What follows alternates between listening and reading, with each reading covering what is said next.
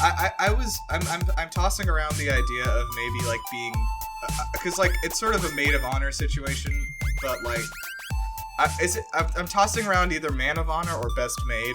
I don't know what you guys like better. I already told you it's man of honor.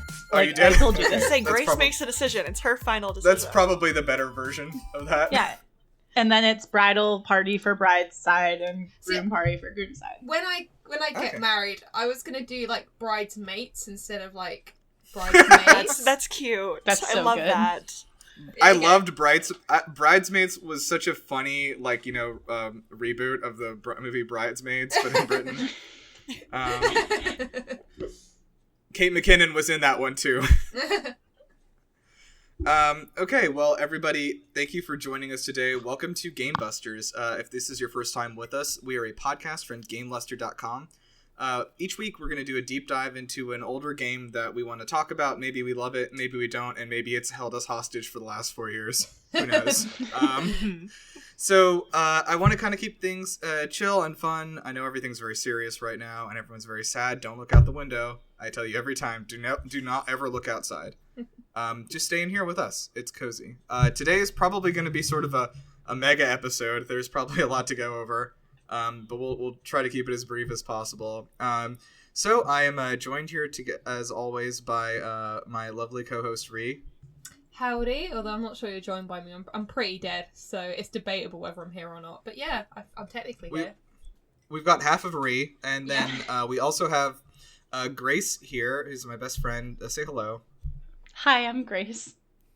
All right, you did it. I did it. And Grace is sort of here as our esports coordinator, because she is running, I guess, a real-time spreadsheet for the Overwatch leagues, various pushes and pulls. Yes. And has watched every match ever made. So, yeah. Yeah. And then we have my friend Alyssa here as well. Hello. And Alyssa here is super cool and good at cosplaying stuff. She's like very popular. You have a pretty solid following, I think, for your cosplay stuff. So I mean, I have less than 1,000 followers on Instagram, which I don't think is honestly very large. We're on the way up. But we're on the way up. Made lots of good friends. It's a good place to be. Cosplay community is great. Yeah, and so I want to talk about that a little bit, as well as sort of the convention and like the I guess community culture around Overwatch, which is going to be our topic of discussion today. So before we get there, we are going to do our just to ease us in our opening. Which Overwatch hero do you wish you were, and then which one are you actually? Oh God. I wish I could be Mercy, because I don't know, I just like the idea of running around and healing everyone. It's very wholesome. I also suck at Overwatch despite how much I play it, so I play a whole lot on Mercy. But who am I actually? God. I'm a bit of a boomer when it comes to technology, so I'm probably like Reinhardt or something. Okay. Interesting. Did you fight in the war? Not to my knowledge. Oh, also I'm very short, so I could be Torbjorn. Oh, okay. That could be something. Yeah. Okay, I don't know. Grace, what do you think? Well, I mean, I know you want to be Mercy, yeah. Yeah, I think we all don't we all want to be Mercy? Yeah. Yes. But like, if I can't be is. Mercy, who I love dearly, I would want to be Tracer, because I feel like I'm very, very annoying. And like, I love Tracer, but she can be very There are annoying indeed. just in and out. There's only going to be more. Yeah. Yeah, so I just want to be a very annoying Tracer everywhere, I think. Yeah.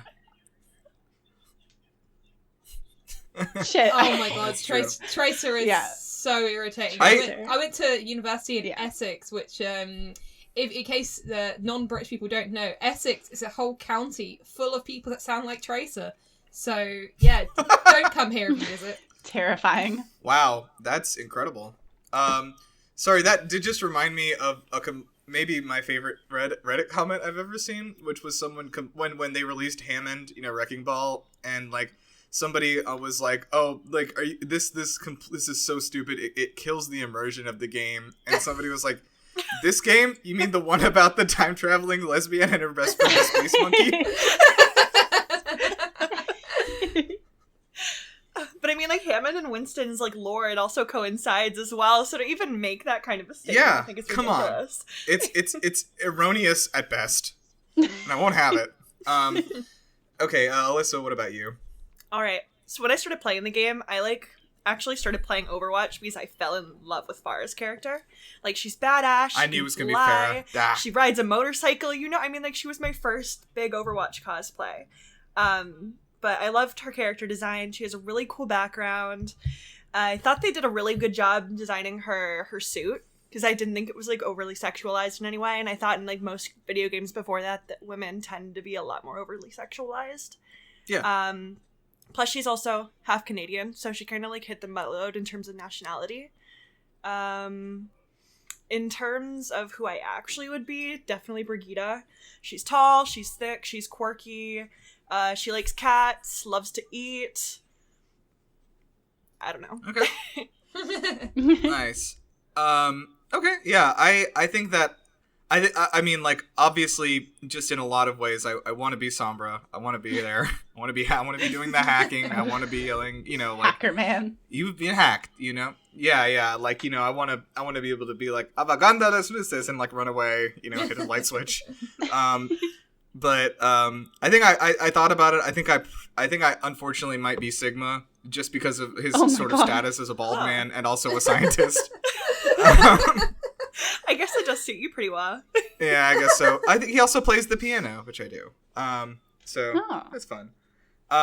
Anyway, that was probably the best I could do for myself. In reality, I may be reaching to be Torbjorn. Who knows? Oh no. Torbjorn gang. That I couldn't see. All right. So yeah, I would love. I'm actually wearing my Hammond shirt right now. Hey. It has him on the front, and it says, "I came in like a wrecking ball." Like the song. Nice. It's like the music song you see. Yeah, that's like a good 2016 reference. All right, I see you guys are not easily impressed. We'll move on.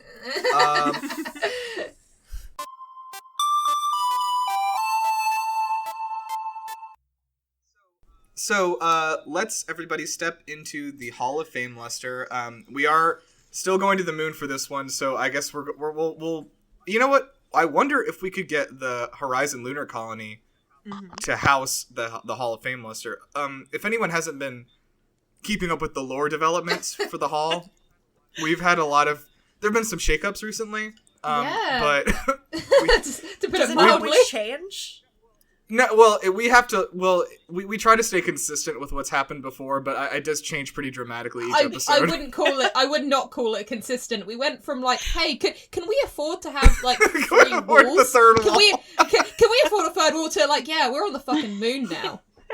I told you we got a substantial contribution from an individual who does not wish to be named, but it rhymes with Belon Busk. Massive friend of the show, he is. Yeah, massive fan. So yeah, we're on the moon. We're living on the Majora's Mask moon right now, though, from what I remember. Also, Yeah, I think we have that's two right. separate sets of horses, right? A whole herd of horses. Oh god, we do, don't we? Horses? I'm gonna say that the Horizon Lunar Colony is probably big enough to fit everybody. If they all stand kind of next to each other, real close. See, I think the How many- horses can just roam on the moon, and then One of the winners was the horses of Skyrim, so it kind of involved every horse in Skyrim. And then there was another one that was the entire roster of Super Smash Brothers. So just those two alone, we've kind of filled up a lot That's of room. 70 of them, right? 70. That's cute.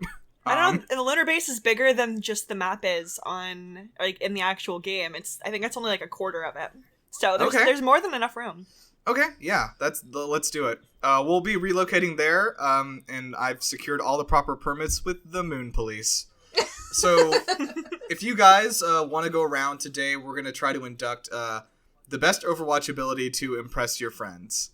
So this is, what I'm thinking here is, it doesn't have to be an ultimate, it can be anyone's, any ability, but something that you could do as a party trick, right, to impress your friends. Mm-hmm. So we'll go around, and Alyssa, why don't you kick us off? Okay. I think I'm going to do something that's pretty on-brand as a cosplayer.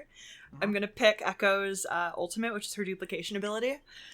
Okay. I imagine, on cue, being able to transform into, any person or character, I guess, that you're looking at is absolutely my dream.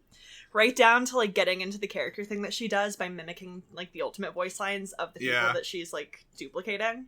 I do love that. I think all your friends would probably fawn over that, but also knowing the cosplay community, they probably nitpick about, not getting the color right.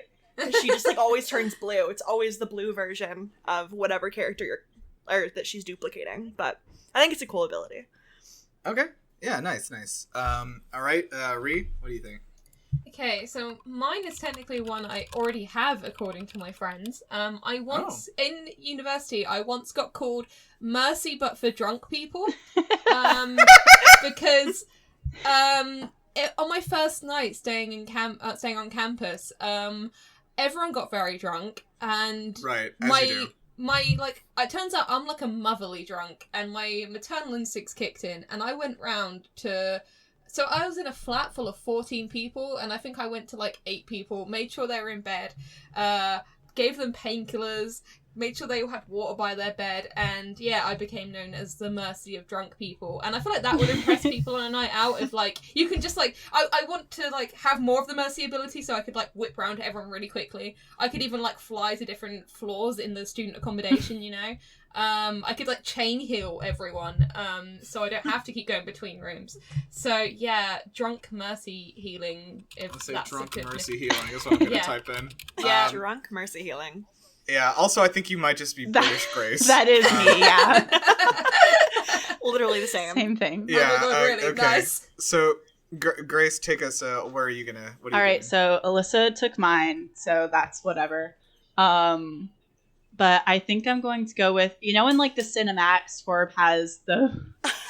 Always have a backup. Yeah, I should have a backup. You know how Torb has like those little things in the anime?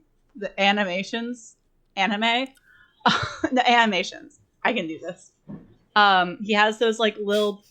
His anime? He has... Torbjorn solo anime. He has those little like Torb bots, like... Oh, that's pretty. You mean the Torblettes? Yeah, the Torblettes, yes.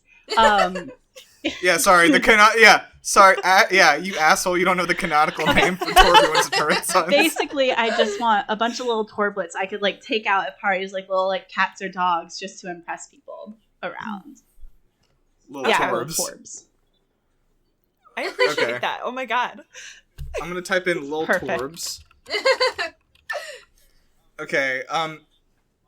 Mine was I'll since you took Mercy, I'll do my backup, which was my original one was going to be just resurrecting dead people, which I think is pretty impressive. Now that would impress people at a party, definitely. Yeah, certainly. Somebody like fucking dies of alcohol poisoning and you just bring them back from the dead. That is essentially what she was doing. Yeah. So my backup was just Hanzo's ultimate summoning 2 gigantic spirit dragons, which I mean seems pretty impressive, right? Like if I can yell a phrase in Japanese and 2 enormous spirit dragons appear and circle around the party, like people are gonna be impressed. Or scared. Yeah, people will be talking about that one for a while, but you might need the drunk Mercy healing afterwards, considering the collateral damage. So. I mean, I will say I'd be pretty traumatized by that. That's a little bit terrifying, at least in comparison to the Torblettes. If I saw the Torblettes, I would just like I do with a dog at a party, just fall down and like cuddle with it on the floor. Yeah, that's definitely the goal of the Torblets. Yeah, no, those dragons would terrify me. All right. Just okay. So I think that's I'm gonna stick with it. All right. My other backup idea was to be Doomfist and just punch their wall down. Oh no! But that is how you don't stay at the party very long. Well, I mean I'm already on the way out. I mean I'm punching right through that wall. I'm out. Not my problem anymore. And people certainly talk about it. Yeah, I mean hey, you're talking about it. Okay. Let's get to the voting. So, Alyssa, you get 2 votes to distribute anywhere you'd like, including your own. Where would you like them to go? I'm going for the Torblettes because I didn't think about that at all, and I love little things, and I know when I see the Torblette animation, I would go immediately for that at a party. So I am gonna vote 1 for the Torblettes, and then the drunk Mercy. I will say the drunk mercy thing is pretty dope. Can't say I've been able to do that to drunk people ever, so I usually stay like 100 feet away from drunk people because if I know if they're gonna get sick, I'm out of there. Yeah, I'm recalling some parties now. Oh no. We all went to college together, right? Mm-hmm. So there was a few. Hey, boy.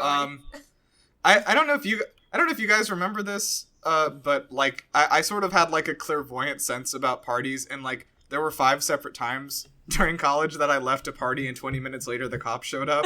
Oh my god. Were these parties that we were at together, or were these just like parties like at some No, point? no, just general somewhere. Okay. I don't know that you were even at any of those, but it became such a thing that like there was who was it? It was Daniel. One of Daniel Lang had like a party at his house, and like it got to a point where like I went to this party and I said like I'm not really feeling it, and everyone's like fuck, the cops are coming, and everyone left. I mean, that should be your Overwatch ability right there.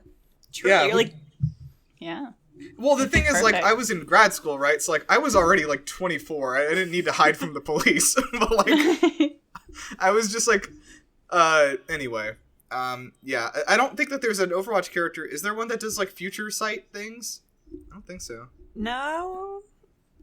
That'd be cool, though. Cool character in the future, maybe. Yeah, it seems like it would also That'd be be impossible really- to do in a multiplayer Exactly. game. Exactly. All right. So, anyway, who is next? Ree, where are your votes going? I'm gonna be a narcissist and throw one to Drunk Mercy. But Okay. also got to throw one to Little Torbs as well, just because I am that person who also gravitates towards dogs at parties, and I feel like, yeah, Ree, so it's I think gotta be- you've been here long enough to see that we're heading towards a dangerous Yeah. conclusion here. I was just looking at the screen here, and I thought we are gonna have if Grace. anyone doesn't realise, when we have a tie, rather than do a revote, we just sort of combine We have both to fuse them options. together forcibly. Okay. And it's No, I been like really fusion. horrific in Fusion's a the cool past. idea. No, No, not but fusing.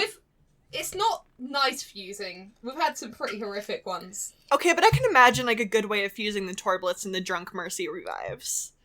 I Okay, hope so. well, we'll figure out if we need to. I hope it doesn't come to Okay, that. okay. Grace, where are your votes going? I think I'll give one to Drunk Mercy Healing because that is also just Yeah. me. Yeah. Uh-huh. And then I think I'm going to throw my second one to Echo Duplication. Because Oh, I don't know. okay. Yeah. Okay. If you've ever like been like, imagine just you're at a party and suddenly just like Alyssa's Nirav now. That would be impressive for me too. Yeah, but like it'd be so terrifying. That happens enough when you get drunk already. So you know, but for sure. Okay. still. I am gonna sabotage us here, and Oh, no. I do like the little Torbs a lot though, but I think I might go for a little. Ooh, I definitely going for one for little Torbs. Little But, Torbs always. I'm stuck between the Echo Dupe and the Mercy Healing. I'm just like the image in my head of Ree like growing wings and flying up and down the side of a dormitory building and healing people out the window is like really interesting to me. Okay, but Like, imagine me taking on the figure of one of our friends from college and then coming up to you and looking Chance, like them. it's Chance. I'm Chance. Chance? I'm Chance. Oh, And man. I am pretending to be Chance in my voice. In Okay. God. maybe the cutest way possible. Or not cute. Right. Because Chance obviously is not Right, somebody I would call cute, but- and then I would say, "Hello, Chance. Are you ready for our second ever one-to-one conversation?" Oh, Chance. This episode seems very specifically catered to people from College of I Charleston. was about to The say, College of Charleston Quidditch I mean, I'm team. gonna. Dead ass. We're Quidditch just gonna team. put this in the group chat or Oh whatever. yeah, we should. still have Yeah. for- Mhm. Yeah. Where Jason posts his stream links, and Jason, I am also opening your streams on mute in another tab and leaving them open, so you're welcome. Fantastic. Okay, I'm gonna give one for Drunk Mercy Healing, so that's the winner. Nice. No. You Nice. sabotaged our this week. fusion. Dang. I'm sorry.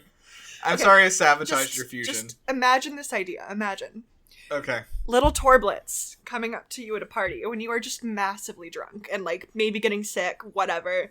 They come up to you. All they do is like tap you, and immediately you're fine. You have water. Oh my god. You have food. You have a blanket and a pillow. It's all sad. Whoa, all sad. there's saltines in this torblet. Maybe kind of like Wall-E, where it like opens up like a. I was like I a don't know, cookie like jar. something in its chest, and like something comes out, like food, a snack, whatever you need. The Torblette's got you. Oh my god. Alright, I have to get out of here. Okay, welcome everybody to Bustums. This is our main segment, which took us half an hour to arrive at. So today we're gonna be discussing Overwatch. You might have heard of it. So I am going to do a little bit of a rundown on the origins of Overwatch Origins Edition, and just a little bit of how it was created in the development cycle and sort of the lead up to it. And then we'll get into the discussion. So, Overwatch came out in 2016, and has been, and honestly, like, it really exploded. And I know Blizzard already had a pretty large following before this. Obviously, World of Warcraft, Diablo 3 were both huge. StarCraft 2 was a huge game. They were actually planning to sort of follow up their, World of Warcraft being their sort of epic fantasy world MMO. The original idea for Overwatch was an MMO as well, but a sci-fi sort of MMO called Titan. And that MMO actually got scrapped, and it was actually being developed by Jeff Kaplan, who was on the World of Warcraft team before. But some part through development, after creating the assets and everything, they kind of didn't like the idea anymore and scrapped it, and then decided to turn it into a hero shooter using the assets and characters and world they had already created. So if you can read up a little bit on what Titan was supposed to be like, and I guess I'm glad it didn't really turn out that way. But it is interesting to see like someone trying to create another MMO and then kind of creating this instead. But yeah, Blizzard really hyped the fuck out of this game. For about a year beforehand, they were advertising from BlizzCon. They started putting out the cinematics. I don't know if anyone remembers, but like the first advertisement they really did for the game was debuting that the Dragons cinematic for Hanzo and Genji. Before like showing gameplay. It was a really good one to get people hyped on, to just kind of show them what the characters are going to be like. And then working on gameplay after that, and then they did that open beta, which was huge, exploded, had millions of players. And then of course it launched, I believe it was May, I'd have to double check. But yeah, that was that is actually until, I wouldn't even count Warforged as a new game, so that was the last new game Blizzard made. We're still sitting around. But yeah, a lot of people have been we'll get to the Blizzard stuff later. So I just want to hear from y'all three here. What was your initial hype for this game? How did you discover it? When was it? Was it already an established thing? And what was that like for you? So Ree, why don't you kick us off? So for me, I want to say I was 16 when this came out, and because like I'm a tiny baby, I was too young to remember the hype of people playing like Halo and stuff in the 2000s. So and I sort of thought I'd missed that with like having loads of friends that were all playing the same online game. And then this came along, and a lot of my friends are more casual gamers, but because of these like animated shorts and all the lore and everything, my more casual friends were interested in it and playing the beta and everything.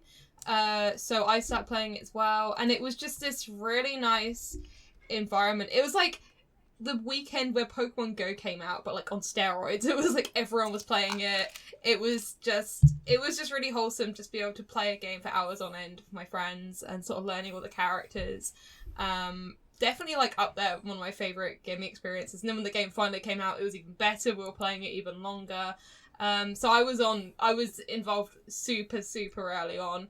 And it was mainly through the lore that I got into it. Nice. Yeah. Alyssa, how about you? So for me, I didn't actually come into playing into the game until after they dropped Orisa. Orisa was, I think, the third additional character they dropped. It was Ana, Sombra, and then Orisa. Do you think that she spoke to you because her name rhymes with yours? Kinda, but it wasn't her that got me into the game. I said that earlier with Farah. Like, seeing Farah's character was what, like, got my initial interest into the game. And then, like, seeing, like, how many, like, really cool, like, female characters they had in the game. And then additionally, a very diverse character roster. Honestly, before I started playing Overwatch, I really didn't play that many video games. Like, when I was younger, we had a Wii and we had an Xbox, and my brother used them most of the time, and then I would get on, like, maybe to play Spider-Man or Tony Hawk or whatever. But Pro like, gamer? Sorry? Saying pro gamer.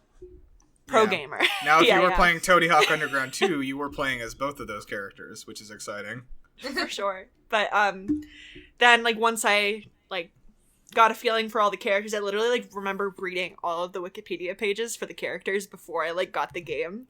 And I, like, read through all of their lore, read through everything about each and every one of them, and just, like, from there on out, like, started playing the game, like, literally every day, and I haven't stopped playing it for 4 years. So the cinematics are amazing. Like, still sometimes I'll sit down and I'll just, like, binge watch all the cinematics just to, like, get that, like, nostalgic feeling that, like, I get from having seen them all, like, when they did start, like, coming out. But yeah, that was kind of my introduction to it.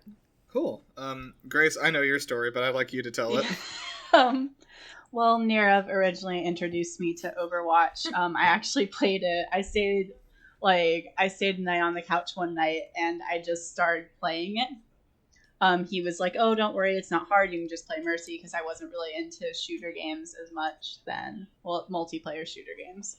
And so there was one time that I stayed. Yeah, she was. It was almost like scary because, like, I was like, I think I was like lying in my bed, and like she was using my PC, and I think I was like lying in my bed, like doing something on my phone or whatever, and I just like sort of fell asleep as you do at 2 a.m. and I like wake up the next like at like 4 a.m. and like she's just like still there in the darkness, just like looking at the screen, eyes wide, just like yeah, no. I absolutely loved it. Just playing Mercy all night.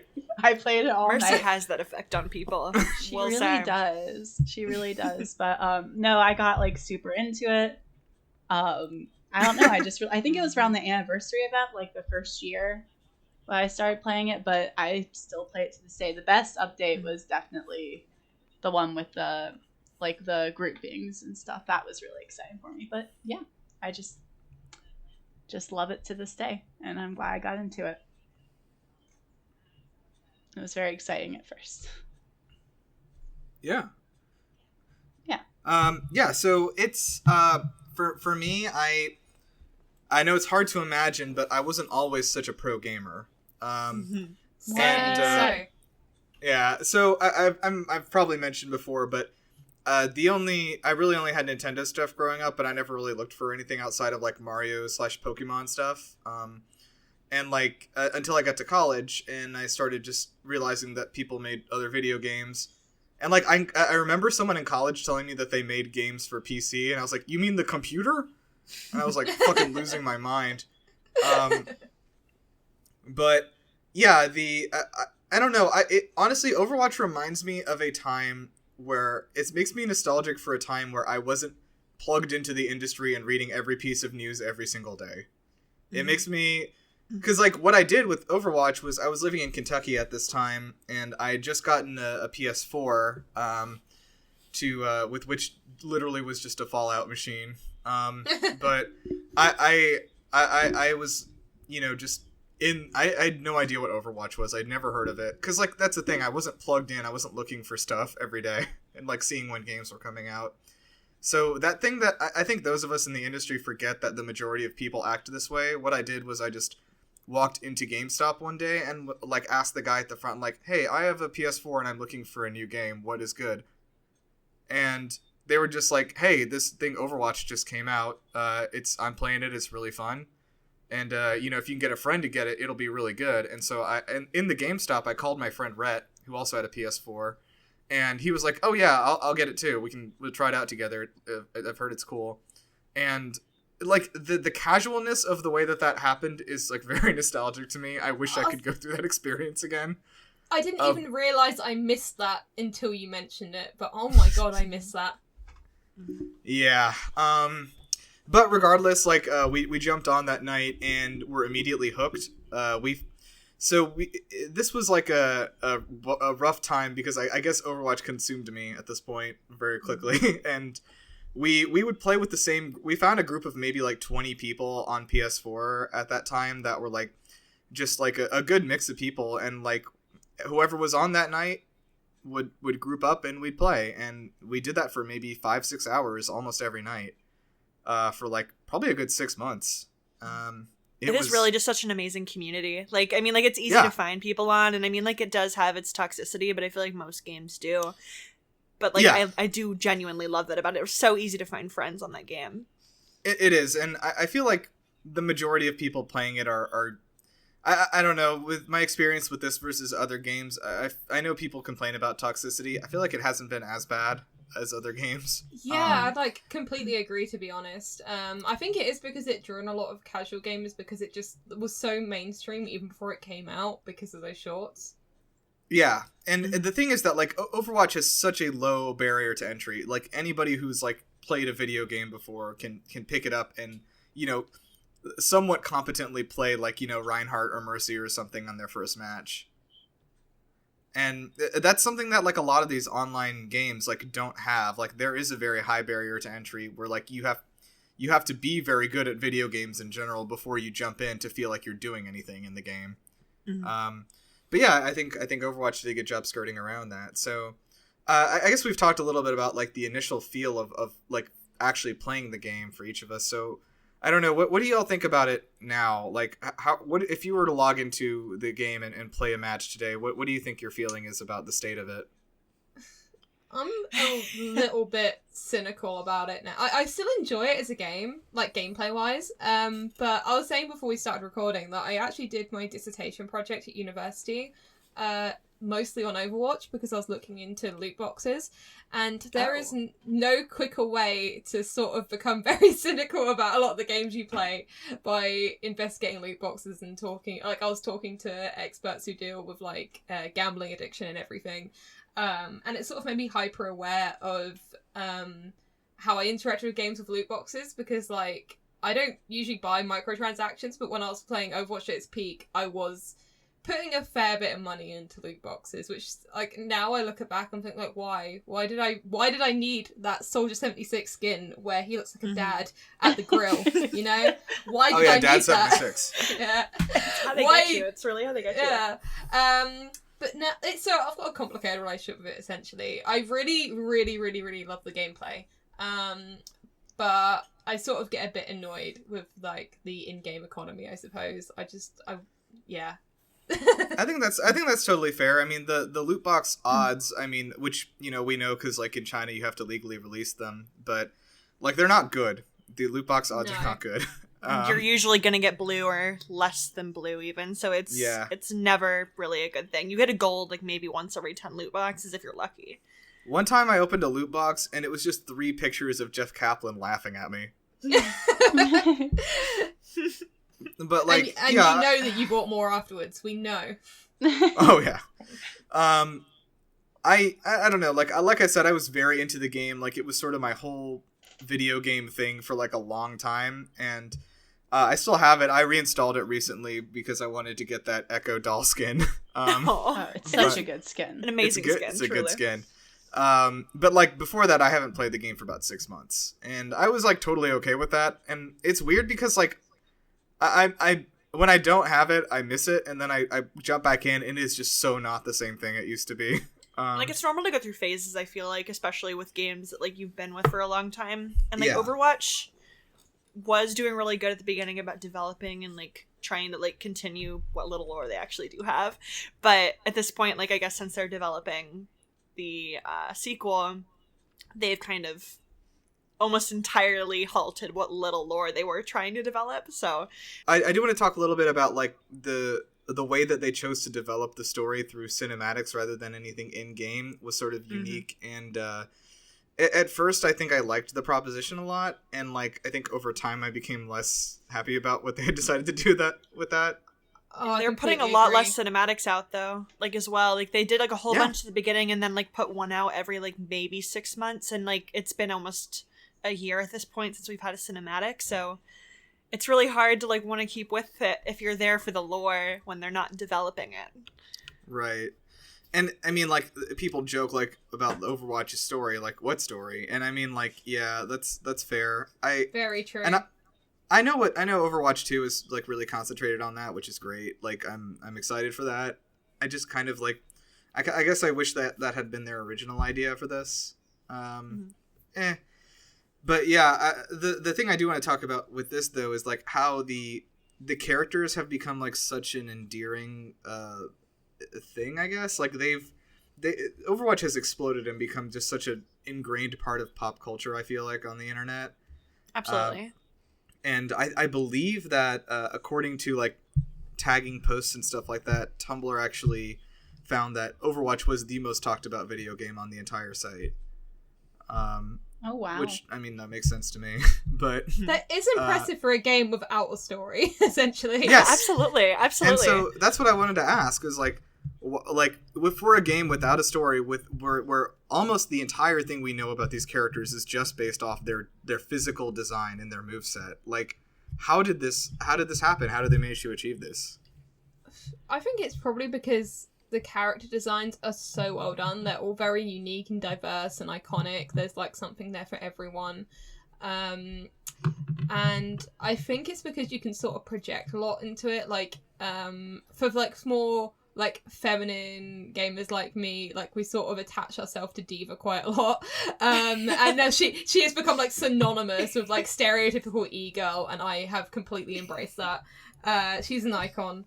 But then you've got characters like Zarya, I can't pronounce that. Yeah. And she's like the complete polar opposite. She's like this big buff lady. And I think that's probably what does it, because if you relate to any of them, and because maybe it's because there isn't a story, you can sort of fill in the gaps in your head, particularly in Tumblr, where I think a lot of people are into like the fan fiction scene and everything. And also they're very cosplayable. I think I read that was their like intention going in. That they were trying to appeal to the cosplay community, and it bloody worked, because I have dressed up as Diva an embarrassing amount of times. So yeah, that's probably why. That's what I was going to agree with, is like the fandom being able to have this much freedom to take or like have takes on these characters, because I mean, like, you have their base information and you have what they look like, but like truly people who write fan fiction, people who maybe role play, cosplay, do whatever, all of those things can just take so many liberties with the characters because the stories are not that well developed. Or I mean, like, they're well developed but not past their base character information, which I think is absolutely one of these successes for the character roster that they have. Yeah. So I think that one thing we touched on is that like the diversity of these characters is super cool. And like I personally was like, and just from my standpoint, like it seems almost ridiculous to say this, but Symmetra is probably the most worldwide famous Indian superhero. Like, and it's amazing, and she's also like canonically autistic, which I think is also something that provides. That's awesome. It provides a really good image, or I mean, provides a really good, maybe like not figurehead, but somebody who you can see with autism. Yeah, that like is also seen as a hero, seen as a hero. Although arguably she is a villain, but well, Vishkar's the villain. I wouldn't say Symmetra is. Yeah, fair enough. But yeah, like just small things like that. And of course, representing, like there's classic, Tracer being a lesbian was the most contentious thing that's ever happened. But then remember when when everything happened to Soldier as well. Yeah. Now. I feel like people didn't even make a big deal about it when it was Soldier, because I wonder if the people who had a problem with it already just didn't care about Overwatch at that point. That's what I was thinking, because I mean, like, they made him someone who, like, I feel would appeal to, I guess, maybe like the original video game demographic, which was like young white men. Yeah. And I felt like that was going to inflame a lot more irritation or anger than it did, and I'm really glad that it didn't. Yeah, and it's cool. I mean, it's so like there are those things, of course, and then like we have people of like a ton of different races represented, a ton of different parts of the world, and like the fact that this is a first person shooter made by an American studio that only features, I think, 2 white Americans in the entire like 35 person cast is pretty great. Like, it's crazy. And it's good to see stuff like that for me. And I don't know, like I said, like I can imagine that there are a lot of, especially even, you know, younger people that like, you know, it's hard to see even with like even like Doomfist, for example, like somebody like someone West African, like you don't see a lot of people like that in pop culture, you know. And I don't know. Go ahead. I was going to say, I completely agree, because, like, growing up as... I mean, I don't suffer for representation a lot. The only thing I do is, like, because I'm bi, so, like, lady-loving ladies. And it just amazes me that you have this really mainstream game, which is an insanely popular esport, and on the cover art, you have a lesbian character. And that's just fair. Something... Right. I, like, growing up, when I was like young and just came out as LGBT, like that's something I couldn't have even fathomed. So that makes me very happy. Yeah, that's great, and that's a good segue to the next point I was saying, which is that like it's incredible how I think like Alyssa, you're a perfect example of this game has expanded the world of video games to a lot of people. I think specifically women that weren't interested in that kind of culture and being that part of that community before. Grace has sent me a text message. Grace, you know we're on a voice call right now, Grace. You can. I didn't want to interrupt anyone. Okay. That was good of her. That was good of her to do. You may not have been the right choice for a podcast guest. I'm really not. Come on, you gotta talk. Okay, well, I texted. Interrupt me. How did you find 3 bisexual Overwatch loving gals for one podcast? It was strategic. This was a tactical That is move. Impressive. Fucking bisexual cast right here. I love it. Mm-hmm. Hell yeah. Wait, are we all... Oh my god, is this an actual all bisexual cast right now? I don't think it includes me, but who knows? We'll kick Nirav out and we're good. Yeah. Perfect podcast. I mean, honestly, if you want to do one without me, I would love to take a week off. But yeah, like the thing I guess I wanted to talk about is like how and Blizzard has really ridden on this a lot, and I'm glad they've embraced it so much. They really have stressed that it's important to them to make this space, I guess, like safe and both safe and exciting for female players, and that has got some record-breaking attach rates for female players on this game. Like roughly about a third of the people who play this game are female, and that is completely unprecedented for an online shooter, you know. That's like almost Pokemon numbers right there. That's big. It's big numbers. No, absolutely. But yeah, like I don't know. So that's what you get. That's what happens when you actually put in female characters. And I mean, like I think at this point they're about half and half. So like you're actually having half of the roster realistically representing like the human population, you know? And I mean, like generally it's like there's more females in the actual human population, but you're representing it in a way that makes sense, and you're showing strong female characters girls who are playing, like young girls, like girls or people women my age can like look at these characters, see themselves in them, and be like, okay, I can see myself in this character, and I see that they're strong, and I can grow with this as well. I think it's such an amazing thing to like have a game where I can look at it and feel emboldened and like respected in the community as well. Because I mean like girls who are playing video games still obviously get, you know, shit on occasional, a lot, yeah.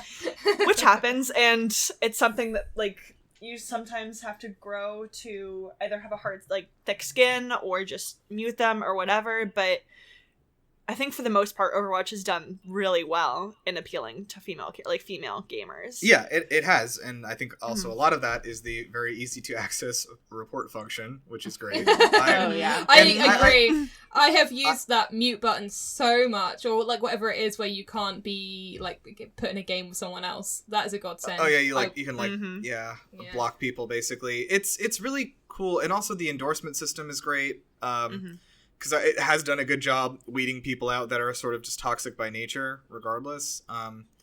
And yeah, and every time, I don't know, I feel like every time that I've been in a game and someone has said something shitty to like a girl who's playing it, which is, I mean, not even been that often, but like either me or somebody steps in before me and like tells them to fuck off, basically. So it's I do the thing where I just like go the fuck off. Sorry, I don't know if I'm allowed to curse, but I go off. I just did several times, so yeah, it's Okay, probably okay. whatever. Okay, good. But in any case, like I know that like depending on my mood, if I see somebody come in that way and starts like speaking to me that way because they hear that I'm obviously a woman, I just spit right back just because I've learned like with my personality that I can combat that. But it's also, I do love that the game enables functions that allow women who don't want to hear that kind of stuff to be able to just push it away. Yeah, absolutely.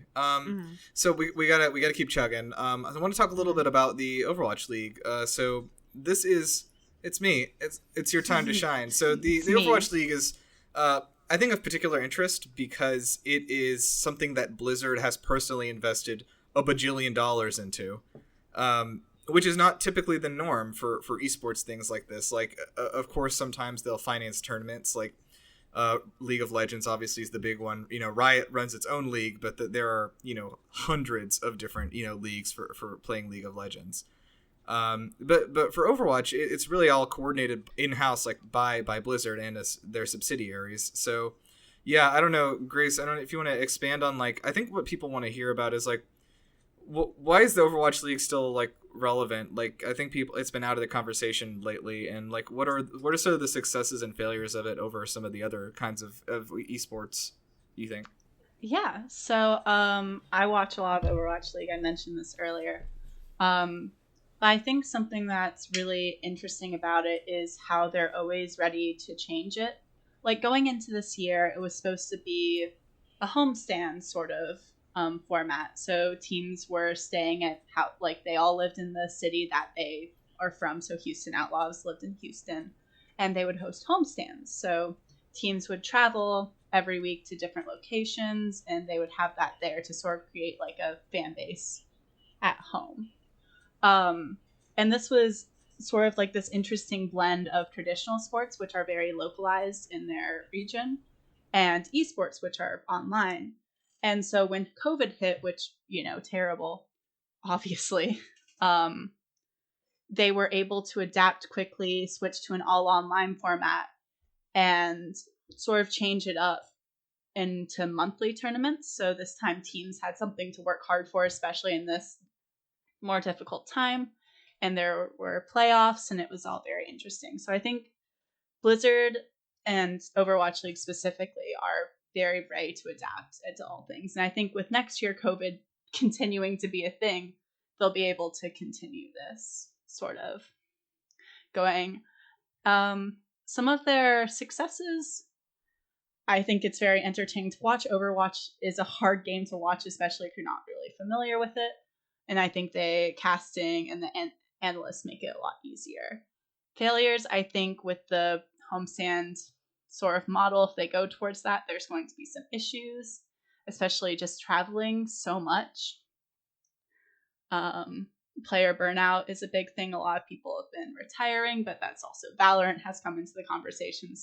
Like I mentioned, there's a good amount of player burnout, and a lot of players switching to Valorant specifically, or Apex.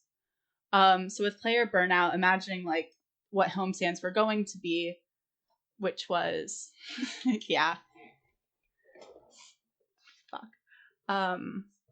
Yeah, so basically I have a spreadsheet right now that has all the information of teams like coming, goings, for this upcoming season. And a lot of people were chosen specifically for their marketability. So with this homestand format, like Chipsa is a well-known streamer. He, Philadelphia Fusion picked him up specifically to be a personality at these homestands. With the homestand format not really going to be happening this upcoming year because COVID, they didn't want those players anymore. So it's not really about marketability as much. So they're getting rid of players that they got specifically for those purposes, and they're trying to rework the teams. Also, finances is a big issue. So teams have had to drop a lot of people they had bigger contracts with and get some smaller ones. Sorry. Go ahead. Oh, sorry, I say, like, I had a quick question on the esport front, actually. Because someone I know is, or was a semi-pro player. He was quite, I don't say big in the esports scene, but he was fairly good. Before Overwatch League was a thing, and then a while into Overwatch League, he tried to get back into it. But he wasn't overly successful, because... And this was his, like, main complaint, and the complaint, because I spoke to some other players who were big before Overwatch League, and they said that a big problem, it's sort of like what you were saying with marketability, that seemed to be their, like, 100% focus. Yeah. So when they got their roster, they sort of made it very hard for the lower players to climb up naturally. It's sort of like they locked in their roster, and then there was sort of like no real interest in sort of looking for new talent, and that was their main complaint. So I was just wondering, like, do you feel like that's going to change now that obviously marketability is a bit fucking up in the air right now? Like, who knows what the people are going to want if COVID ends. So, do you think that's something... Let's hope it ends. Do you think that's something they're going to have to change? Like, maybe look for new talent and be more focused on that? So another big issue that people have with the Overwatch League actually is sort of the path to pro. Path to pro. And so they used to have, each team would have a contenders team, so it was like the secondary team that they would... And so these contenders teams were just tier 2 players, you know, playing hopefully for a spot in the Overwatch League. A lot of teams got rid of them this past year. They couldn't afford them as well as the homestands. So there's only about 8 teams in the contenders area, if I am like correct right now. So there isn't really room for tier 2 players to really have a path to pro. On top of that, there aren't really tournaments at all that are not run by Blizzard, so there's not really anything. There's some community tournaments from player or streamers such as Fran runs a community tournament. She's talking about doing another one. But other than that, there isn't really like those smaller tournaments where people can sort of like show their stuff if they're not already in the Overwatch League or a well-known streamer. So there isn't really a lot of like room for people to go that path. I also want to ask, I honestly, like, I'm not very big on having, like, I watch, like, the Overwatch, like, competitive league occasionally. I, like, semi-follow Atlanta Reign just because, like, locationally they were the closest to me. I noticed most teams are, like, full male. And, like, there's only one, one female player. Yeah, and, like, I know that they have women who stream for Overwatch League, or at least are, like, associated with certain teams, and I wonder, was that also a marketability thing, like, where they felt like they couldn't bring women players into the game because maybe, like, they didn't think it was going to appeal to, like, the main audience, which probably was going to be, like, men? Because I know there are women who play on the same playing field as, like, people like Fran or whoever else those big, like, pro Overwatch gamers are.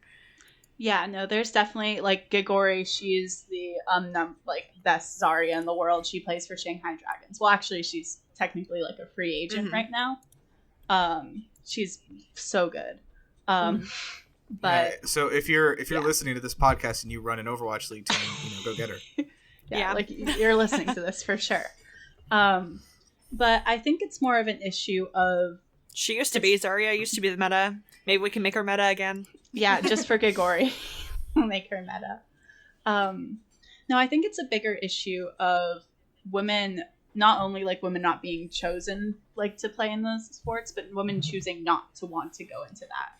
Because being a female gamer in general comes with a lot of scrutiny. Being an Overwatch comes with, like, being a top tier player, streamer in Overwatch comes with a lot of scrutiny. So just so the extra level. Oh my god. Yeah. The extra level of scrutiny that you would get going into an Overwatch League team with that media presence, just, I can imagine for a lot of women that's such a big turnoff. Or even non-binary players, that's such a big turnoff to have to deal with that extra level of scrutiny going into, like, the Overwatch League. So, yeah. But yeah, so I wouldn't want to do it personally, so I can understand. Yeah. But I think I it's don't even know if it's just the scrutiny. I think on top of it, it's just that it feels like it's really dominated by men currently, and the fact is, like, women aren't gonna be like naturally pushed out by a lot of these people. Like, they're not gonna consider these women like part of the team, you know, and stuff like that. And I think we talked about this before, Grace. There's like the whole like housing situation they used to have. Yeah, like, so they still have it. it. Like, they still have it. Like, yeah, like all these teams live in the same house together, and like, I didn't know that. Yeah, like being a one woman living in a team with like 9 men who are all pro gamers with a capital G is like probably not the most attractive option. Yeah, well, to be fair, some of them. Yeah, I mean, if you look. Yeah. Some of them do live in like apartment styles, so that's like a little better. Like I know LA Valiant 2 years ago had a different apartment. So it's not like they're like rooming together. Like yeah, they're not like in the same bedrooms, hopefully. Not usually, no. Usually they like get their that. own bedroom, from what I saw. So everyone gets their own sort of space, at least a bit. But yeah, just being in a house with like men 18 to 21. And I mean, like, honestly, like with some of the money that I know that some of those guys were making, at least on my personal case, I would be like, okay, is it worth it? Like, I guess you would have to outweigh the pros and the cons, like, because I know some of them are making like over $1 million, right? Like, playing these games, like at least like really top tier players. Yeah, depending, yeah. Right. And I like, imagine you have to outweigh the pros and the cons with that for sure. Right. Yeah. And like Seagull is an example of somebody who's pretty famous that like did Overwatch League for 1 year and he was pretty good at it and made some money and said, you know, the cons outweigh the pros on this one for me, and just stepped out of it. Mm-hmm. Yeah, I know Seagull is definitely one of the first players to talk about like burnout and just being burnt out from the sort of schedule that these players have of practicing all the time, living together all the time. It can be a lot, especially like with this new homestand format. I'm the entire It's a city long of San flight. Francisco, and I'm going to travel across the ocean. Yeah, but like with San Francisco, with San Francisco, like imagine like traveling to China like 3 times in 2 months. Like that's insane. That's so much.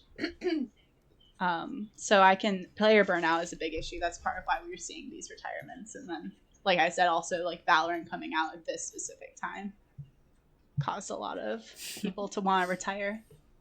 Oh, for sure. You might Valorant like, actually Apex.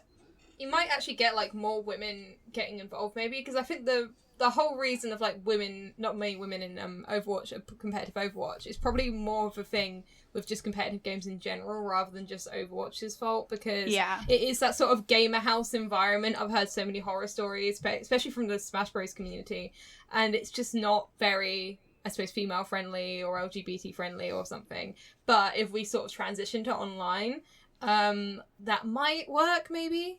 Who knows? Because I have heard that these gamer houses can be a bit like frat houses, which isn't ideal. Yeah. Yeah, no, definitely. I completely agree. Moving online would probably be a huge asset, like they are currently doing and will probably do into next year. Yeah. Right. Yeah. So another thing that has made me sort of angry, I guess, is that it seems like, and this is not just Overwatch League, this is just esports in general, like women and men have been like separated just like at physical sports, you know, just because of like physical like reasons, but like esports is so cool because it does provide a very real opportunity for like women and men to very equally compete on the same level of skill, albeit very, very much so, and like women are still kind of shoved out of it, which has kind of been like, what the hell, guys? Yeah, and I don't know, have you mentioned how we all know each other on the podcast before? Did we also? Yeah, I think Grace said earlier. Quidditch. Okay, well then, yeah, like Quidditch. Like Quidditch. That was genuinely the reason I joined Quidditch. Was, I mean, like the Quidditch community in the US right now is amazing. The fact that you can play a sport and like be on the same playing field as like men and women. Yeah, that was the reason I joined Quidditch. So, why did I join? Oh, yeah. I guess I didn't have anywhere else to go. You just kind of showed up, I think. It was a good place to make friends. It's that a was good also place. one of the things. I knew you guys were all going to be nerds, and I like loved y'all, so. Yeah. Cool. All right, well, let's keep moving on. Oh my god, what time is it? Jesus. Okay, no, it's okay. It's good. That's why I brought you here. I'm sorry. Okay, so I want to move a little bit to like the idea of like the cosplay and convention culture of Overwatch has been like has exploded. I think really more than like nearly any other game. And Oh yeah. yeah, I don't know, Alyssa, can you speak to like why that is? Maybe some specific experiences you found really cool in this sort of like world and stuff like that. Yeah. So I mean, my dream convention, like of all time, is obviously to go to BlizzCon, because BlizzCon is where you're going to see these like insane, just like these cosplays that people literally put an entire year of work into. But Overwatch hires, or not Overwatch, Blizzard hires professional like cosplay companies to come to their conventions when they drop new characters. So I mean, like when they dropped Brigitte, when they dropped Ashe, Baptiste, like they hired, I think it was Henchman Studios. They're the cosplay organization that they kind of go with when they want to have professional cosplayers come in. And I think having professional cosplayers who are hired by Blizzard coming into BlizzCon and then showing up on stage when they drop these characters also kind of encourages the idea of cosplaying these characters, because I mean, obviously you said earlier, like these characters are marketable. They're people that you can cosplay, maybe not easily, but at least like a casual version of it is easily done. I will say also voice actors from the game, they've also been known to cosplay the characters they speak of. Like Carolina Rivasa, she's done a Sombra cosplay. I met her. Know. Trust me. Yeah, I met her in her Sombra cosplay at oh my god. That was at KatsuCon last year, 2018. I saw her when she was in her Sombra cosplay, and that was so much fun. She's such an awesome person. I've literally met her like 3 times at different conventions. She is such a cool person. And Jolly Bamani, I hope I'm not like butchering her name. She's cosplayed Symmetra. She cosplayed the dragon version of Symmetra. I want to say Matthew Mercer also did a McCree cosplay. So like these people, like the voice actors for these characters who are well known for these characters are also cosplaying them and bringing the costuming idea into people's minds. And you know, they have like huge followings simply because they're the voice actors for these characters. And just by like for them, at least like as voice actors, they are bringing attention to it because people become not attracted, but they become attached to these voice actors, because like once you have like, I don't know, like a couple 100 hours in the game, you get attached to the characters, you get attached to their voices, and you feel like you have a connection with these people. So it's really cool that these people specifically also have done like their part in helping the cosplay community. And the cosplay community, especially in the past few years, has grown because I feel like nerd culture has become a lot more enhanced in popular media. I mean, like if you look at TikTok, like TikTok is like, I don't know, I couldn't like give you like an actual fraction, but so many people on TikTok are cosplaying and getting like millions and millions of likes. So it's something that's becoming a lot more normalized rather, yeah. Like more than anything. But I think with Overwatch specifically, it was because maybe partially because they marketed these characters to be cosplayable, but also I feel like a large part of the cosplay community is female, because there is this like attraction to like the physical idea of the character. So seeing a woman that you like a woman character that you maybe are projecting on or whatever, you look at them, you dress up as them, you feel really strong and you feel really powerful, and it's such a good feeling to go into a public space like a convention and having people come up to you, taking pictures, wanting to like talk to you, understanding how you put the build together. It's a really like wholesome place to be at points. Like there are obviously like downsides to it, but I feel like overall people are generally pretty supportive when it comes to that sort of thing, no matter what level you are in cosplaying. I mean, right now I'd say I'm maybe like an intermediate level. I've only made like one big armor build, and that was my Pharah build, and that was still like pretty, that's something I'm proud of, but it's something that I also know that I could improve on. So it's something that you grow with as well. It's a hobby, so most people put money into it to just get enjoyment out of it and to like make friends. And I feel like especially with Overwatch, because of the way they've made these characters and the way that they've marketed it at BlizzCon, and then also the voice actors doing their own cosplays has gotten a lot bigger, for sure. Yeah. And one more note on the voice actors is that, like, I think another big draw of these characters is that these voice actors are all from the same part of the world as their characters. Yeah, for the most part, yeah. Oh, yeah. Yeah. And, like, there are missteps here and there. I've heard Tracer's from an area that doesn't have the same accent as her. Johnny Cruz is also not Brazilian, but, like, yeah. Johnny Cruz is a really wholesome person, and I feel like he actually went through a lot of, I think, maybe not training, but, like, he wanted to, like, make sure he was getting this Portuguese Brazilian accent correct when he was doing Portuguese voice lines. They originally didn't have any Portuguese voice lines in for Lucio until he did that. Wow. Yeah. So, anyway, like I think it's really cool because, like, again, I think it just keeps coming back to community. Like this one game has spawned a community that outdoes, many games with, like, storied 20, 30-year franchises. And it's really cool to see. Unfortunately, I'm sorry, we have to kind of keep moving because there's so much to talk about. I know, we've talked about a lot. Yeah. So I do want to talk a little bit about Blizzard, I guess. Oh boy. Yeah. Okay. So Blizzard sort of did used to be one of the most trusted names in video games. Like, at one point, like, if something was coming from Blizzard, it was going to be, like, polished as fuck. Like, it's like it had that same quality of brand that, like, Nintendo has on their polish. And after, I think that after Overwatch was sort of the last end of that, I guess, if that makes sense. Yeah.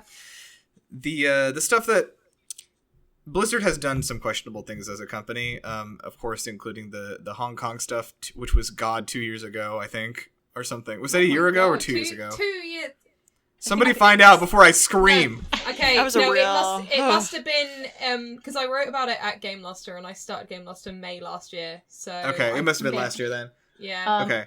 It says. It says here October. God, there's no 6th. telling anymore, really. But yeah, it says here October 6th, 2019. Right, yeah. right. The incident. Yeah, that's what we call it. We just passed the anniversary. Nice. Yeah, they call it the Troubles. So yeah, like because Blizzard has obviously selected that, said that China is sort of our main demographic, and the rest of everybody else comes second because that's where we make our money is in China, which is, like, not my favorite. And that it is what it is. The thing I do kind of want to talk about though is, like, after acquisitions, acquisition, holy shit, Activision. After Activision's acquisition of Blizzard, there was definitely a real change in sort of the culture there, and it resulted in, at this point, everybody who was there for the original creation of, like, quote-unquote old Blizzard is gone, with the one exception of Jeff Kaplan, who was, running Overwatch. But everyone else has left Blizzard. They have said Activision has made it an unpleasant place to work. They are squashing our ideas creatively, and they are focused on monetization. And that's not where we want to be. And in fact, all the Blizzard developers that left over time have formed their own new studio. It's called, like, Dream Sound or Dreamscapes or something like that. But I don't know. I found it interesting that, like, Overwatch seems to be the very last, like, bastion of, like, what old Blizzard used to promise, and I think it was I don't think it's even been that for a while. Do you guys think that this is going to carry on to Overwatch 2, or is Overwatch 2 going to feel like this Activision cash grab? I'm scared that it is going to be very Activision-y because, as much as I like Overwatch, it's very telling that the shorts just aren't coming out anymore. I'm guessing because it just doesn't make them a whole lot of money. They probably... I don't actually know the figures, but I can't imagine the ad revenue makes up for the... Because it's really high-quality animation they do for those shorts. They're not playing about there. That's no, it's not. Quality. It's like, it's Pixar quality stuff they're doing. Oh, for sure. And I guess as much as the fans like it, they're just not feeling that anymore. And then also with the seasonal events... I've really liked the more narrative ones. I'm trying to think of the name for one of them off the top of my head. Archives. Do you mean like the Archives events? Yeah, exactly that. And then like they just got a bit samey after a while, and then there was like one season where they just put an old one out rather than do a new one. They do that every season, but yeah, I mean, no, but that was this year, I think, because of Overwatch 2. Yeah, They put out Storm Rising, I believe. I just feel like, yeah, I mean, I want to have my hopes up for Overwatch 2. I hope there's enough of the people there from the early days of Overwatch that can make it worthwhile. We might be in luck if the Overwatch team is mostly the same, but I don't think we're going to get a new IP quite like Overwatch, where it was very imaginative. And, I mean, they said during development that their focus in development was just fun. That was the bottom line. If it isn't fun, take it out. Because that's where they feel like they went wrong with Titan. And I just don't think Activision will let them do that again, because I feel like it's just going to be very, very focused on monetization. Yeah, that is the worry. I don't know. I want to just give a shout out to Jeff, just being the meme man he is. I love him. Yeah. Just God, I look forward to his Christmas streams. I know. I was gonna specifically call out the Christmas stream. The first one was maybe some of the most fun I have ever had, trying to like, everyone was like that meme of Charlie Day with like, the cork board and like connecting all the pictures. It's like, what does he mean? And I got live texted this all from Nirav. Yeah, like he just moved his left pinky finger. What does it mean? If he moves at all, good God, like who knows what that means? The part where he ate a cookie, like everyone lost their minds. I think the stream just like broke. I remember. But yeah, and then anyway, I like that he's been very focused on trying to keep the game fun and is not like. And unfortunately, and this is the way it is at every big publishing company, like the actions of Blizzard as an entity are kind of above his head. So I do hope he finds it, and it seems like he is so far, but I do hope he finds it worth it to stay on and stick with this game and not leave it to the corporate vultures that are obviously circling it. For sure.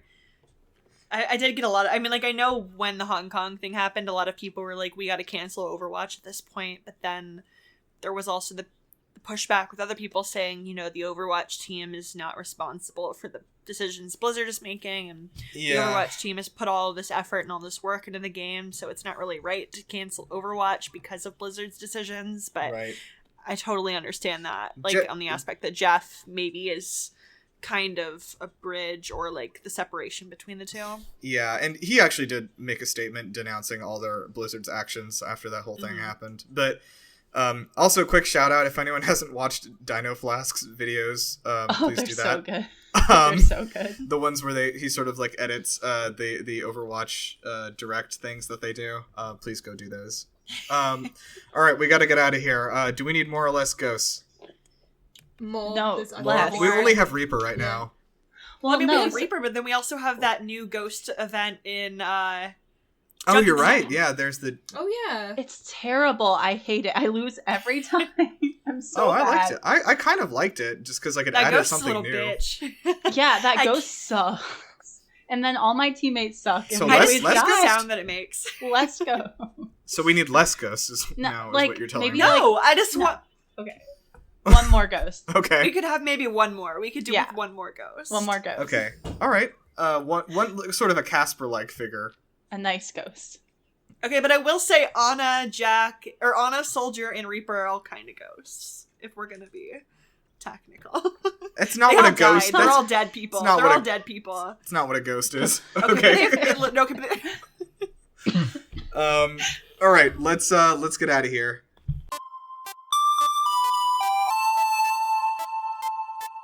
So it is. It's time for games. We'll kind of wind down with this. We had some success with this with our Sonic movie earlier. So what we're gonna do is each of us are. I'm gonna tell you to start out. So pull out your phones and like the predictive text thing where you just like click like what comes after whatever you type in first. Okay. We're gonna use that to compose and figure out what the plot of Overwatch 2 is gonna be with the story mode here. Oh boy. All right, that'll so be fun. I'm going to start out by finding out the subtitle. So I'm going to type in Overwatch 2 with a colon and see what we get. Overwatch 2, the same thing. Jesus Perfect. Christ. Nice. Take a screenshot of this because no one's going to believe me. Send that in the Discord group. Yeah. I can see that. Yeah, but it's okay. So Overwatch 2, the same thing. So in this game, we need to figure out what the plot is going to be. So we're gonna start out by typing in Overwatch is going to. So Grace, why don't you start us off? Type in Overwatch is going to, and then see what we get. Okay, Overwatch is going to be a good thing for y'all to see and come over. Okay. Yeah, Okay. so that's mine. Thank you for adding that last word there. If you come over. Okay. You're up next. Why don't you type in Talon is going to, and then see what they're up to. Okay, Talon is going to...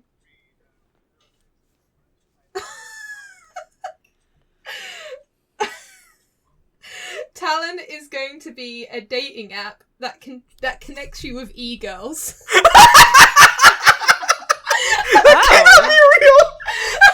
How many times have you searched Google for dating app that connects you to e-girls for that to happen? Oh god, too much. Oh my god. I mean, if I'm gonna get connected to an e-girl, it might as well be Sombra. Hello. Yeah. Yeah, Oh, please. good God. point. Okay. Alyssa, I want you to bring us home with the heroes win by, and then let's see what we get. The World Cup champion of the world. Interesting. The World Cup champion usually covers the whole world, so Yeah. I guess that checks out. We love prediction. We love word prediction. Yeah, it's really fun. Sometimes it doesn't make Oh, sense. I can't wait Sometimes to it put makes this too all much together. sense. Okay, so in Overwatch 2, the same thing, we're gonna we're gonna get really excited for y'all to come over and try out our new dating app called Talon, which connects you to e-girls. Only if you win the World Cup for the whole world. Okay. Oh God. All right, let me please just. I'm sorry. I keep thinking about the dating app. Okay, but deadass, if Blizzard came out with like a dating sim for Overwatch, Oh my God. you know that shit would It blow up. would, You it know would it pop would. off. It'd be so exciting. Okay, so let's yeah, Jeff. Blizzard, if you you're- hear this, I know you're listening.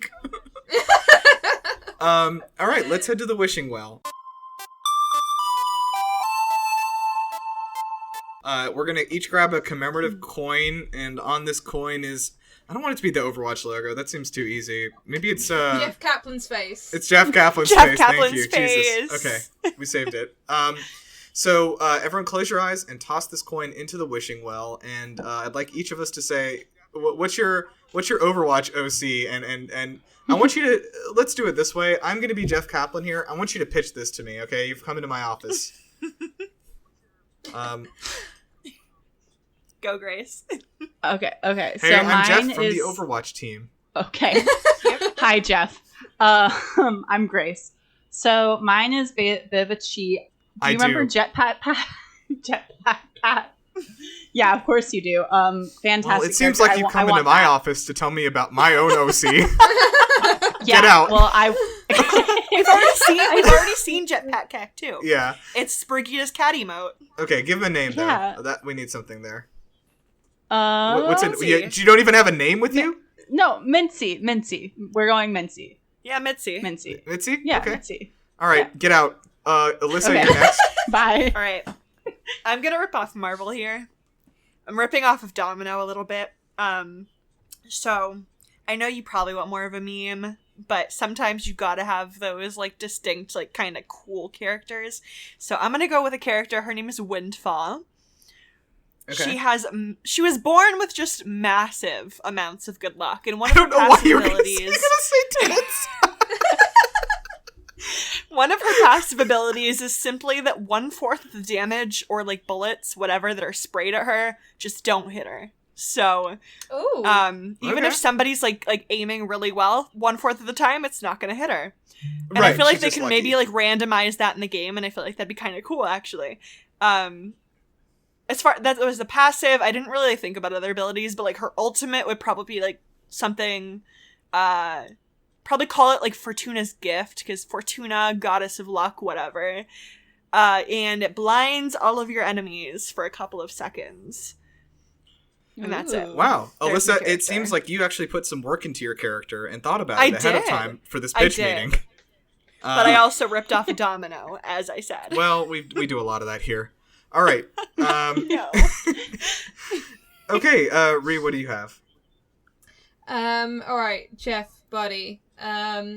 Please, for the love of God, in Overwatch 2, can you add another British character, Mhm. but have it so that they're like actually British rather than whatever the fuck Tracer is? So, Cheers, there love. you go. Oh, Like, amazing. she's got the Essex accent, but people in Essex don't talk like that. She's like using Cockney words. Like The cavalry's oh my- here. Yep. Yeah, It's the future. Like, It's that's the- gotta yeah, be, like, this is something future that I'm changes British. not the allowing future. it. And you know what? No, I think in the future I want the Essex accent to die, and I want Cockney language to Oh my die. god. No. This is what. Wow. This is what happens. This is what happens when you go to university with a bunch of tracers for 3 years. It destroys your soul. Oh. Wow. Okay. Do you have a name for this character that is good at being British? Oh god. What's Tracer backwards? Tracer. Rec. Rector. Recat. Ert is the last, Ert. like the last syllable. Rakkar? Somebody write it out. Yeah. We should be able to do this. Didn't we all go to college? Went to grad school Okay. too. Yeah, it's Okay. Resurrect. Recart. Race rat. Race rat. Race rat. Ricard. Ricardo.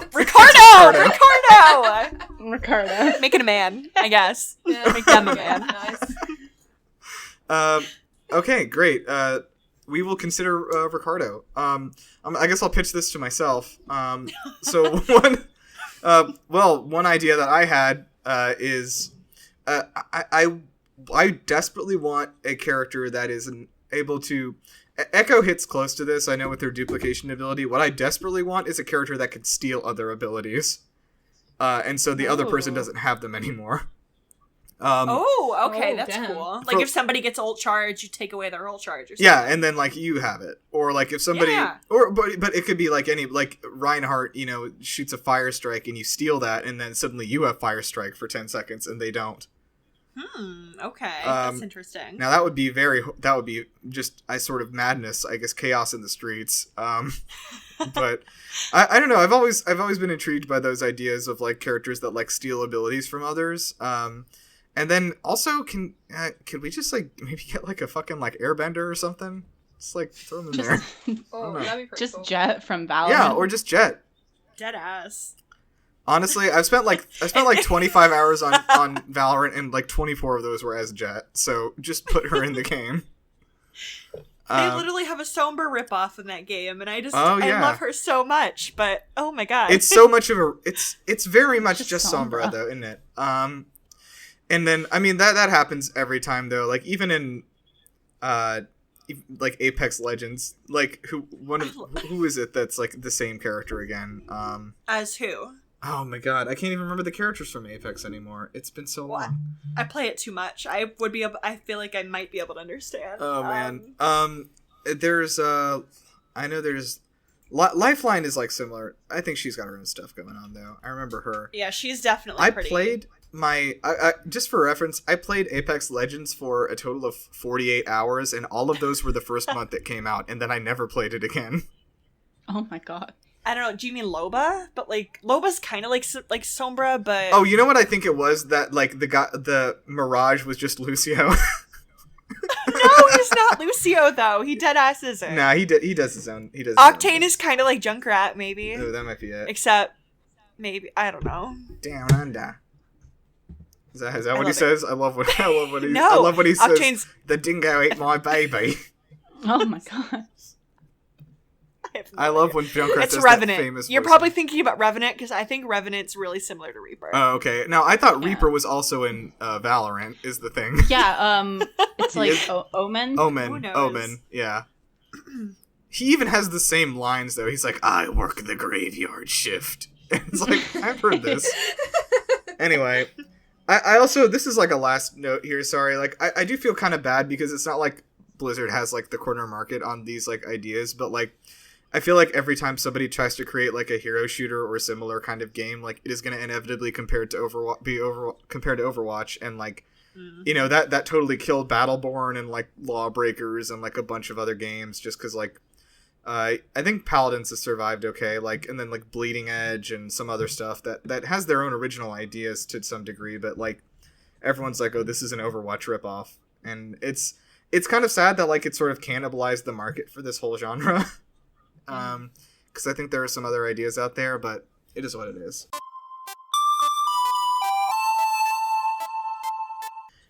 We've been here for 9 hours, so Literally. Yeah, a bit. everyone. So thank you guys for joining me. What do we thank Todd Howard for this time? Did he do anything on this one? I feel like he's friends with Jeff Kaplan, so He thanks has to be, for right? being there. Yeah, thanks for being there for Jeff. They've got to go out. Thanks for for being coffee every thanks once for in a being while. moral support for Yeah. Jeff. Well, apparently Todd Howard plays a lot of Overwatch. Ooh. Oh. Nice. Like, yeah. So apparently he likes the game. There's no telling story, a Todd. There's no, Yeah, there is no God. lore. This and is phenomenal. see, this is gameplay. bad because it's a bad influence on Todd because like he sees this and he's like, oh, this is a good story, and then like the next Fallout game has no story in it, which is what happened. Which is what happened. Thanks, Jeff. Oh, you know what? Fallout 76 was obviously a tribute to Soldier 76. Okay. Ah, that's where it came from. Huh. Okay, so thank you guys for joining me. You can find us on GameLuster.com for all our articles and reviews and features and such, opinion pieces. You can find us on YouTube at youtube.com/GameLuster. We have cool videos. I do all these good videos. They're so good and everyone loves them. No downvotes. And you can find me on Twitter at Gondeezy. And yeah, Ree, you got anything to plug? Yeah, find me on Twitter, _Bevan. But also the GameLuster team are doing a really good job of covering Indiecade right now. So I just want to give them a shout out. They've been writing up loads of interviews, doing loads of previews of like a massive variety of indie titles. So yeah, go check that out. Nice. Okay, Alyssa? Right, I'm on Instagram, Twitter, and Twitch. My username is the same for all three. It's Go Ballistic, GOBALYSSTIC. Feel free to follow me or message me. Thank you. I have a special, like, and that's why I did this too, but I have a special love for people who, like, find usernames or gamer tags or whatever that involve parts of their own real name. I love doing It's my that. favorite. I love doing that. I've literally used it since I was 12. I love it so much. Yeah, very good. And Grace, what's your lame-ass username? Oh, thank you. So it's hard. All right. So I have a Twitter, but I mostly just post pictures of my cats. So if you like cats, join for that fun. And my username is at Grace. Yeah, at Grace_Weed, WEID. That is my last name. Is not.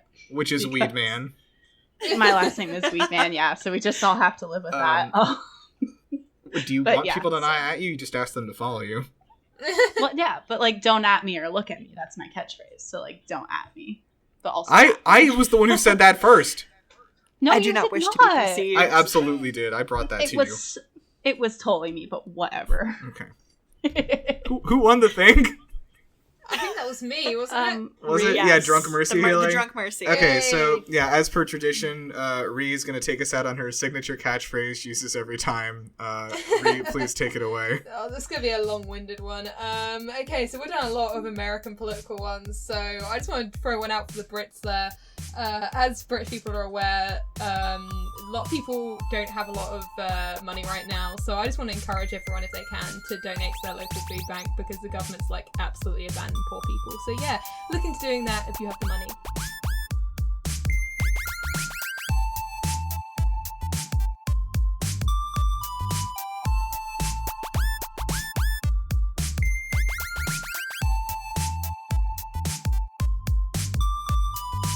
Overwatch is going to be a good thing for y'all to see and come over.